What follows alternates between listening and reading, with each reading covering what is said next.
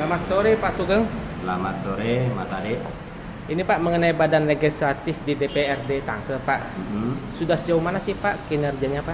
Baik, Badan Legislasi DPRD Tangerang Selatan dari mulai dilantik tanggal 30 Maret 2010 hingga saat ini yaitu November itu sudah menyelesaikan 23 raperda menjadi perda. 23 Pak ya? Ya. Terus rencananya untuk tahun 2012 bagaimana? Berapa? Untuk 2012 kita dalam prolegda kemarin kita agendakan 20 raperda lagi. Jadi 14 raperda usulan dari eksekutif, 6 raperda usulan dari inisiatif.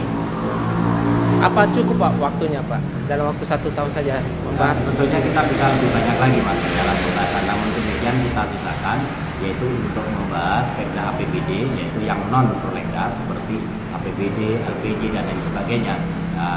Untuk 20 raperda sebetulnya cukup kalau kita memang membahasnya itu benar-benar sangat efektif. Terus boleh diceritakan Pak sedikit kepada pemirsa Pak? Seberapa sulit sih Pak membahas raperda itu Pak, rancangan ini? Baik, kalau dulu kan kita hierarki penyusunan peraturan perundang-undangan itu kita berpatokan dengan Undang-Undang Nomor 10 Tahun 2004. Di tahun 2011 ini muncul undang-undang baru yaitu pembentukan peraturan perundang-undangan Nomor 12 Tahun 2011. Di dalam pembuatan peraturan perundang-undangan khususnya perda kita harus mengacu turunan-turunan atau konsideran-konsideran undang-undang di atasnya. Karena membuat peraturan perundang-undangan di daerah itu tidak boleh bertentangan dengan peraturan perundang-undangan di atasnya. Yang pertama adalah di dalam pengusulan raperda itu harus disertai kajian akademis, di mana harus memuat yaitu adalah aspek sosiologis, aspek filosofis, aspek yuridis, dan yang terakhir adalah aspek politis waktu pembahasan. Nah, saya kira di Tangerang Selatan ini yang daerah baru berkembang, kita harus prolegdanya harus membuat skala prioritas, yaitu adalah kerangka pikir kita, mindset kita untuk membuat peraturan perundang-undangan secara yang wajib dan pilihan.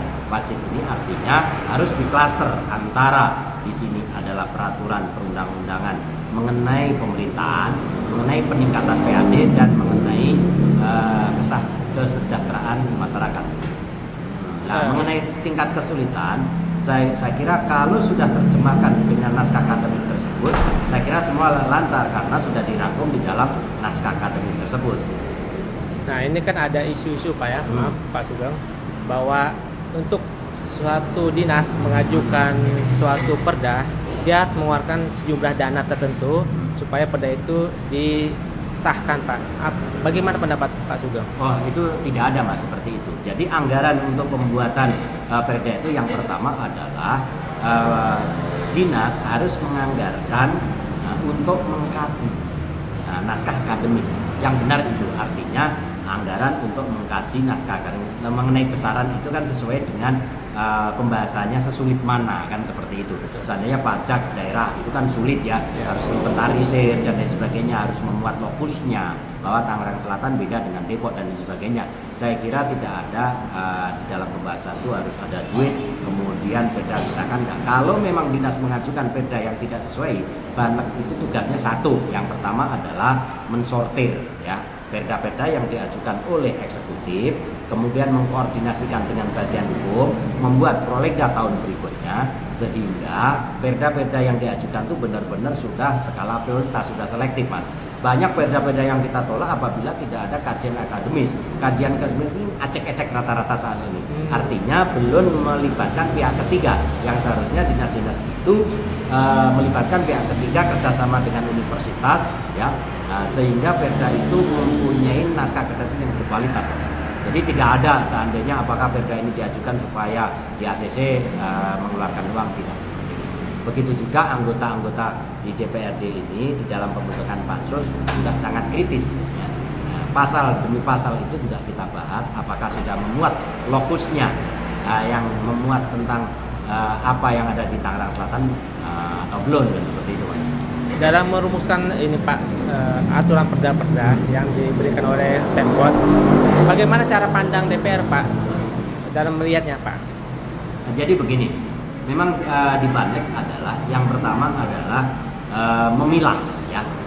Juga sering mengkoordinasi dengan bagian hukum, memberikan masukan kepada pemerintah daerah, buatlah perda yang skala wajib dulu. Contoh SOTK ya, organisasi, kemudian kewenangan, kemudian di situ lambang daerah, logo daerah itu kan yang wajib gitu ya. Kemudian perda-perda pajak, perda-perda retribusi. Kita selalu dengan Pemda itu adalah koordinasi dengan bagian hukum. Hanya kadang-kadang bagian hukum sendiri belum mempunyai grand design secara utuh. Tangsel itu perda yang dibutuhkan berapa. Bandek sudah merancang, contohnya ada 100 perda, mana yang memilah kita pemerintahan, mana yang kita pilih untuk peningkatan PAD, mana yang kita pilih untuk kesejahteraan. Itu harus seimbang seperti itu Mas. Jadi untuk melihatnya kita adalah memang tugas dari legislatif itu pengawasan, budgeting, dan legislasi, membuat peraturan perundang-undangan. Namun demikian di dalam membuat peraturan perundang-undangan karena keterbatasan SDM ya, SDM artinya Bandek sendiri belum mempunyai tenaga ahli yang bisa membantu untuk merancang peraturan perundang-undang, sehingga banyak datang peraturan perundang-undangan yang diusulkan oleh eksekutif. Saya kira sama aja. Karena kenapa inisiatif nggak kita dulukan? Yang pertama adalah kita ingin perjalanan di eksekutif itu minimal perda-perda yang sebagai payung hukum itu bisa didahulukan lebih dahulu, Pak. Biarpun tidak mengesampingkan perda-perda untuk kesejahteraan masyarakat. Ini mengenai ini Pak, Dinas Perhubungan Pak ya, sama Ormas yang ada di Tangsel ini. Kan Dinas Perhubungan itu, maaf Pak ya, dalam tanda kutip itu mengalami keompongan Pak ya. Jadi kewenangannya sangat terbatas untuk membantu di Tangsel ini. Begitu juga Ormas, malah kebalikan Pak. Ormas begitu berkuasanya sampai tidak ada batasan-batasan hukum. Nah, bagaimana DPR mensikapi ini? Apa perlu dibuat perda khusus atau bagaimana Pak? Oke, untuk Dinas Perhubungan itu sebetulnya sudah di Bandek sudah mengeluarkan 2 perda, yaitu perda sebagai perda mengatur, yaitu penyelenggara perhubungan dan penyelenggara komunikasi dan infocom. Sudah ada perdanya, hanya kurang ada retribusinya. Terus terang di perhubungan ini adalah vitalnya, jantungnya pemerintahan. Karena apa? Di suatu daerah apabila daerah itu lalu lintasnya rapi, maka akan kelihatan rapi. Itulah di perhubungan. Namun demikian Dinas Perhubungan saya mengusulkan harus ada SDM yang mumpuni. Di perhubungan masih kurang, terus terang aja. Yang paham tentang perhubungan malah digeser. Yang paham dengan lalu lintas malah digeser. Juga kepala dinasnya ini mohon maaf ini kurang begitu menggigit, kurang begitu proaktif, kurang begitu kepengen belajar. Saya seharusnya seperti ini loh, kan seperti itu. Jadi di sini kalau kita kasih masukan iya tetapi belum iya.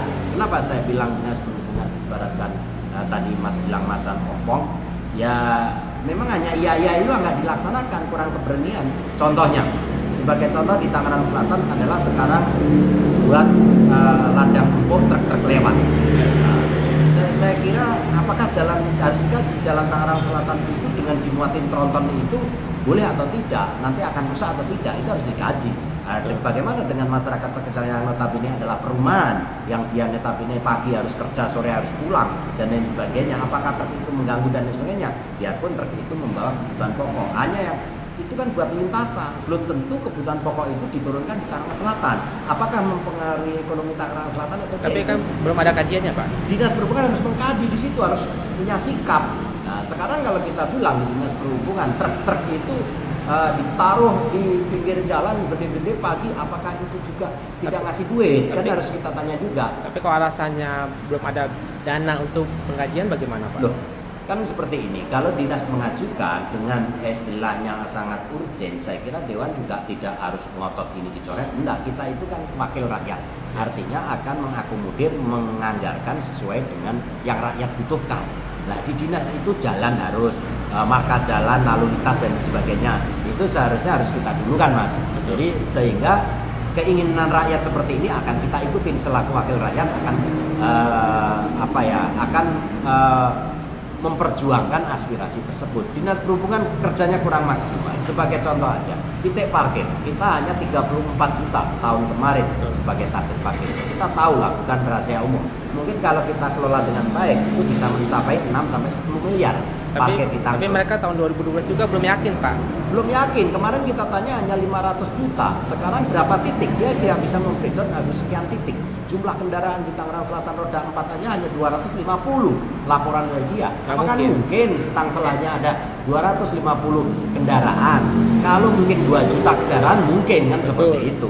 Kan harus ini yang saya kira wali kota juga harus mengevaluasi keberadaan dinas berhubungan tersebut, perangkat-perangkatnya cari yang sangat profesional gitu. Apa perlu ada penggantian, Pak, menurut Kalau Bapak? penggantian hak prerogatif wali kota, artinya kita hanya minta dididik, kemudian diarahkan, ya harus kerja keras gitu. Kalau memang nggak sanggup capek ya silakan, kan begitu. Mengenai ormas bagaimana, Pak? Saya kira dengan banyaknya ormas, karena di undang-undang dijamin mas, hanya harus ada binaan. Betul. Artinya di situ Kesbangpol harus ada suatu anggaran yang untuk membina. Ormas ini aset bangsa juga. Nah, artinya kalau kita bina akan menjadi kekuatan. Artinya begini, ormas kita bina, kita ajarin untuk berusaha dan sebagainya, kita bentukkan koperasi dan sebagainya. Ya jadi ormas jangan jadi preman, tetapi ormas beneran, yaitu memberikan solusi, pola pikir dan lain sebagainya. Kalau ormas misalnya memalak, itu sama aja preman. Ya. Tapi kalau ormas ini pertama adalah menjaga keutuhan NKRI, yang kedua adalah untuk membantu masyarakat di dalam mempertahankan soko guru perekonomian, membuat koperasi, membuat usaha, melatih dan lain sebagainya, saya kira tidak masalah. Tapi kan yang kita lihat, Pak, selama ini misalkan ada suatu usaha buka, Pak, baru. Nah, kalau ormas itu nggak mendapatkan tanda kutip jatah, ya, mereka akan berbondong-bondong sana dengan anggotanya untuk ya semacam demo kecil-kecilan atau itu baru disahkan. Apakah itu sikap yang diinginkan oleh Tangsel, Pak? Ya, itu saya tidak setuju karena ormas di sini adalah organisasi masyarakat. Artinya begini, harus melihat secara objektif. Ormas sendiri bukan sebagai kekuatan yang bisa dibeli seseorang yang kalah tender. Ya. Tapi ormas di sini adalah memberi contoh. Artinya ikut mengawasi keberadaan lembaga pemerintahan di Tangsel ini atau pemerintahan eksekutif dan legislatif Tangsel ini, apakah dia keluar dari kitornya, apakah dia keluar dari relnya atau tidak. Itulah ormas, LSM dan lain sebagainya. Kalau memang teman-teman atau kita ini agak melanggar, ormas ini seharusnya begini. Jadi ormas adalah ikut memberikan solusi, bukan ikut memperkeruh, kan seperti itu. Karena kalau seandainya ormas disewa salah satu kontraktor bahwa saya nggak bagian tender nih, saya nggak kebagian makan, nggak bagian proyek, dia bondong-bondong itu juga tidak bagus, nanti akan rusak lain sebagainya. Saya kira profesional lah. Perlu dibentuk perda untuk harus ada peraturan daerah yang mengatur tentang tata cara konstruksi. Kemudian kalau orsospol nggak perlu ada perda mas, karena undang-undang udah jelas. Betul. Ya. Nah, saya kira ini aja pembinaan yang perlu mas. Ada dana khusus untuk pembinaan. Nah, mengenai bebasnya mereka berkeliaran di kantor dewan, bagaimana Pak pendapat Bapak? Karena kan di kantor pusat DPR RI ormas tidak begitu bebas, Pak, nggak boleh malah. Ini yang kita juga dilema mas ya. Kantor kita adalah sementara, ruangan seperti itu, pintu banyak dari penjuru. Belakang kita adalah ujikir, jadi untuk orang melarang masuk juga susah juga. Itu adalah rumah rakyat, jadi datang itu saya ke rumah perwakilan saya masih ada di kantor enggak. Saya kira enggak masalah asalkan satu tidak membuat kekisruan, tidak membuat provokator. Kalau untuk sharing ke wakilnya enggak masalah sih. Dia datang ke kantor dewan, kemudian ikut sharing, ikut menyelesaikan masalah, solusi. Saya kira itu bagus-bagus saja, sah-sah saja mas. Bagus Pak ya. Ya. Baik, terima kasih Pak Sugeng. Selamat sore. Terima kasih.